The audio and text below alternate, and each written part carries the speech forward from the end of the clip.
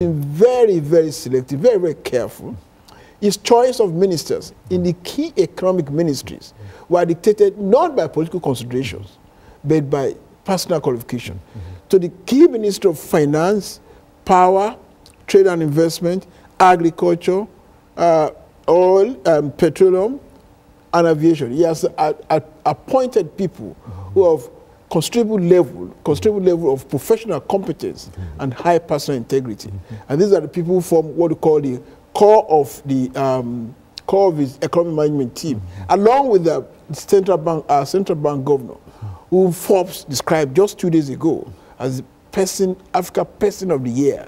These are the people who are facing the economic transformation policy of Goodluck Jonathan, designed to improve quality of life and living standards of our people. And what they're trying to do is to ensure that the economy is reorganized, is restructured. And the first part of the major problem is that we are an oil-producing nation, but we have all kinds of other resources. And we are a major agricultural country until we discovered oil.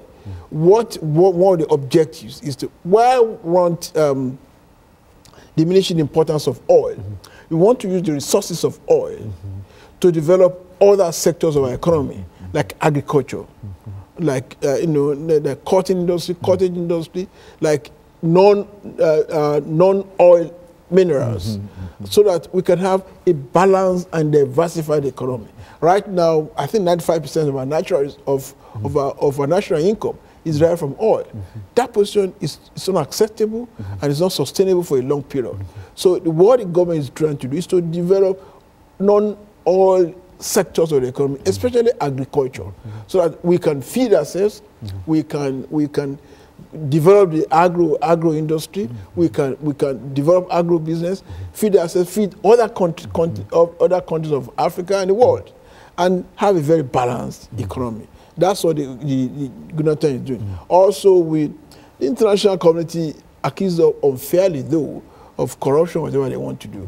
And it takes two to be corrupt anyway. Most of these people, this case of corruption, sometimes, quite a number of them, are instigated by people, by foreign partners who believe that they could use some piece of money. It takes two to tango. But President Goodluck Jonathan is determined to treat that canker of corruption and control it, combat it, so that Nigeria will be a free society. We are creating an environment conducive to trade, to meaningful trade. We have, for instance, there's a one-stop shop in Abuja, whereby anybody wanting to establish business in Nigeria can be told all that he needs to do to establish business. We are creating conditions for foreign direct investment.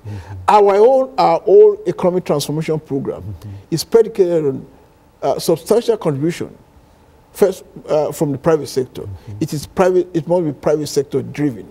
And we also want foreign private investment. So all our missions are being mandated to do what they can to attract foreign investment to our country.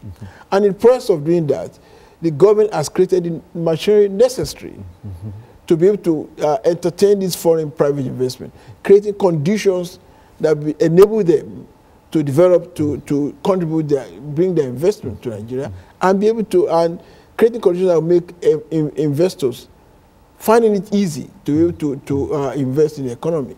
For instance, there have been many new laws.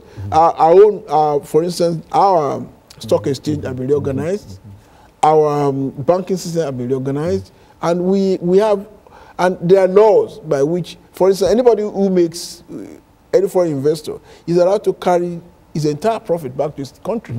And we do so many things just to attract direct foreign private investment to Nigeria. As I'm talking now, I'm expecting a delegation of Nigerian businessmen in the next 2 weeks for an event in Las Vegas, which will center on power generation. And we are collaborating with American institutions. 3 weeks ago, U.S. Exim Bank president and 3 of his vice presidents visited Nigeria. And what were they doing there? To sit with the economic management team, to discuss with them areas of cooperation, either in the power or agri or infrastructure development. and give us facilities by which private sectors can contribute to our economy, either in power, agri, or infrastructure. And so this whole economic transformation that the president has undertaken is designed in a real sense to bring Nigeria's economy into the 21st century. And you find that it's been quite successful in a real sense as we get ready for this second commercial break. We'll have 10 minutes after this. But you find that to be very, very instrumental in terms of how the world is seeing Nigeria now at this particular point. And of course, what we will do, Doctor, is to take this second commercial break, and then we'll come back and we'll have 10 minutes to allow you to talk about some other trade and economic developments, as well as any other ideas that you'd like to talk about at this particular point. And we'll be back with our audience following this very, very short commercial break.